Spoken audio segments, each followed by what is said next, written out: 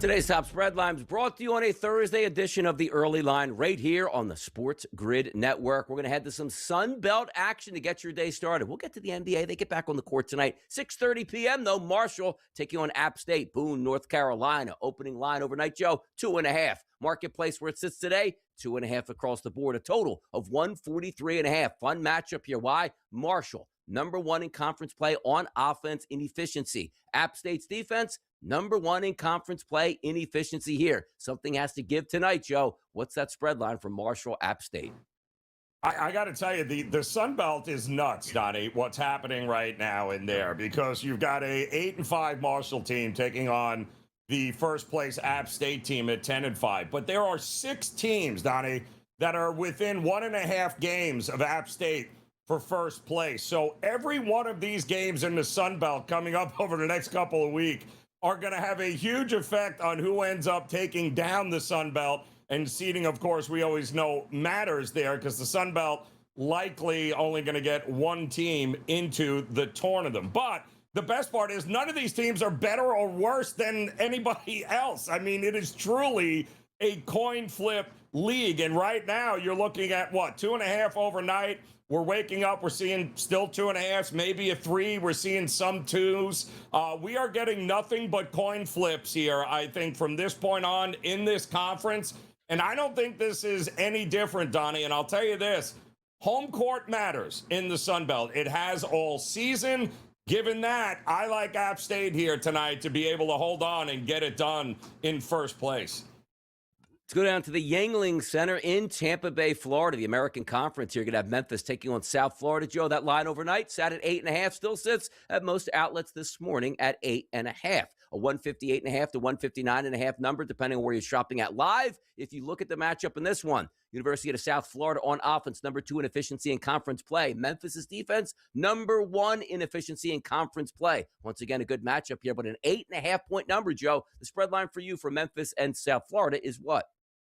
Well, the American Athletic Conference, it's interesting, Donnie. We thought that maybe Tulsa a month ago was going to run away with this conference because they looked unbeatable. Well, 3 straight losses later, and now South Florida is the team that sits atop of the American Athletic Conference. And listen, Memphis, could this be Penny's last year? A lot of people say he is on the hot seat, but over the years, he's done a great job as a dog in this role here. So South Florida has really leveled up their game. They can drop 80, 90 points on anybody. Can they stop Memphis here, though? This is really, you're fighting for Penny's job as far as I'm concerned with Memphis, because nothing else is going to happen for them postseason-wise. But this feels like a big number for South Florida. And if they end up covering it, could be bye-bye for Penny Hardaway. Teams with tempo in the OVC tonight, Joe. The Lindenwood Lions taking on Tennessee State. -3.5 overnight. Still sits at most outlets right now at -3.5. And I said we had some tempo in this game. Nice little juicy total, 162.5. Number 1 most efficient conference team on offense. That's Tennessee State here. They're at home. They're the favorites, Joe. What's your spread line? Again, this is another absolutely crazy conference, the OVC, right? Because number 1 through number 6 are all separated by just 2 games, Donnie. So tonight, Lindenwood, who sits in 6th place, and we've got a Tennessee State team who is tied with 3 other teams there for 2nd place.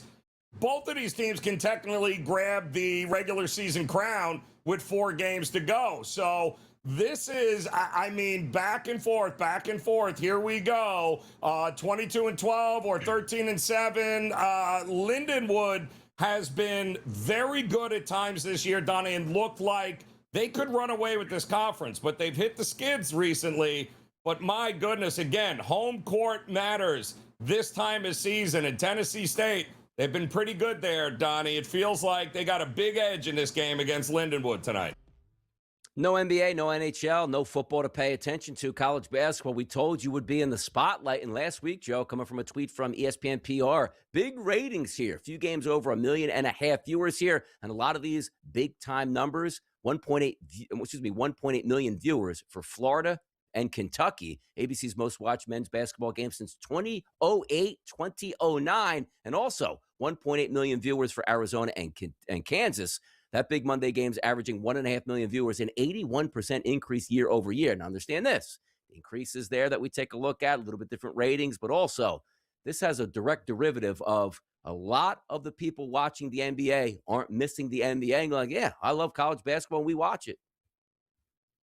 You know why, Donnie? Because the kind of effort that you're seeing in college basketball, you can't help it to get drawn in. And listen, usually what happens this time of year is you have the people who love college basketball are diehards, hate the NBA. Those who like the NBA want nothing to do with college basketball. But it is kind of hard. I mean, it has been such a great year, and I think it's all being fueled in college hoops right now. Not because we have these crazy super teams, Donnie, which we were all afraid was going to rule the world, but because this might be the greatest crop of freshman players that are legit NBA ready in this generation within 1 year that are going to be absolute difference makers with whoever they get drafted by coming up. But if you want to know why people are tanking in the NBA so bad right now, watch college hoops, Donnie. And this kid, Aduff Jr. last night for Arkansas, tells you everything you need to know about this crop of freshmen who you've never even heard of. Aduff Jr. played 50 minutes last night, scored 49 points. His team, they didn't even win that basketball game. 117-115 final, double overtime extravaganza in the SEC, which was won by Alabama. Both identical records now. Arkansas 19-7, 9-4 in the SEC. Same thing with Alabama. 19-7 overall, 9-4 in the SEC. What a game, what a comeback. 57-47. That was the halftime score, Joe. You got what you wanted. We told you, don't expect any defense. It doesn't exist with these two teams. We told you the numbers, gave you on how many times. I mean, the combined stats of these two teams have been absolutely insane. Arkansas shot 60+% in the first. They were making everything they threw up there, and you're going, Donnie, there's no way they can keep this up, right? Well, Alabama shot 80% in the second half to not only come back, but ultimately eventually win the game. But just back and forth, zero defense, all offense. And you know what? We'll take that any day of the week. Time to get down to the business here. Most of us, Joe, watch the regular season college basketball and thoroughly enjoy it. Did you know there's regular season champions? Yes, you do. But more importantly, we always look to the conference championships once they get to the tournament, because why? That's the automatic bid that's up in the air. You don't get an automatic bid, which I know it sounds backwards. Hey, I just played 18 games with the best team in conference. Okay, great. Let's get to the conference tournament. Oh, no, I didn't win that. Yeah, you're no longer the conference champion. Wait a second. I won the Yeah, but that doesn't matter. It's only the 3 games that you play, not the 30 games that you play before it here. But it is what it is in the Big East. It is going to be competitive. But it seems like, Joe, we're coming down to 2 teams here in the predictive markets that you need to take a look at. On Polymarket, trading at 87 cents right now. It's St. John's. UConn trading at 76 cents now. They got beat last night by Creighton here. St. John's, UConn, the 2 favorites in this marketplace, Joe. Yeah, and listen, truth be told, Donnie, I mean, I had Creighton yesterday. It was my best bet here on the show because UConn has been overvalued the entire year. But them losing that game outright, Donnie, I think might be the best thing to happen to Hurley and that team, because better they do that now than, come the first or second round of March Madness here. I'd rather get that out of the way. Kind of brings them back down to reality. So, yeah, I think St. John's is in that same boat where they're playing with fire and they're playing with their food a lot here. That game was much closer than it should have been yesterday. So, yeah, I think UConn still got some value ultimately to come back and finish out the regular season strong and take the title. Yeah, sometimes taking a loss like that, the coach gets to reinvent himself in practice. You wanted to do it your own way. Well, see where that got you. Yep. Now we're going to do it my way at this point. We'll see if Hurley can take the boys here. Regular season, not championship once you get to the Big East tournament, which is phenomenal at Madison Square Garden. Let's get to those best bets of the day. Sweep yesterday, looking for a sweep today. Here's bye.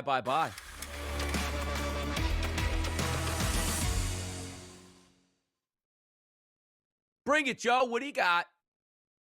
Well, Donnie, I'm going to head down to Tampa here, and I'm going to look at this Memphis and South Florida game here in the American Athletic. And listen, it could not go any worse for Memphis than what it's been like here over the last couple of weeks. They take a trip, take on a non-conference foe in Utah State, get blown out, and then Penny Hardaway is complaining about how dare you leave the starters in the game up 30 with 4 minutes left. Then he just threw off one of his senior leaders on the bench, threw him off the team. They're bringing another guy back. That it is an absolute mess for Memphis. Having said that, Donnie, they're only a half a game out of second place right now. And that's going to matter because their only shot at making it to March Madness would be to win the conference tournament. So the higher the seeding, the better. This feels like a buy low spot and a very desperate Memphis team taking on the first place South Florida team. So I'll take the 8.5 points here. Hold my nose, but I think Memphis, you'll get a really good effort from them tonight. And by the way, the NBA is coming back tonight. Interesting, where you don't know really what you're going to get from either side. So I went back also, Joe, to college basketball tonight. LIU taking on St. Francis. And according to Ken Pom, St. Francis is the 356th ranked team here. Not a good one, but interesting. In conference play, they actually have a decent offense, but LIU's defense, number one in efficiency, number one in effective field goal percentage, number one at defending the three-point line, and number two at chasing you off of the three-point line. So if you look at St. Francis's offense here, they actually can shoot the three-point shot, but the strength of the defense for LIU is defending it and chasing you off of that. And also understand this, they don't shoot free throws all that well. So we're going back to the well with what we saw yesterday. How about St. Francis PA's team total under 69.5? We're going with it, Joe. Sounds like a 2-0 college basketball night once again for the boys. Punching tickets until we get to Friday, where Friday is payday. Joe Ranieri, Donnie Rightside, another show in the can. We'll see you bright and early tomorrow morning.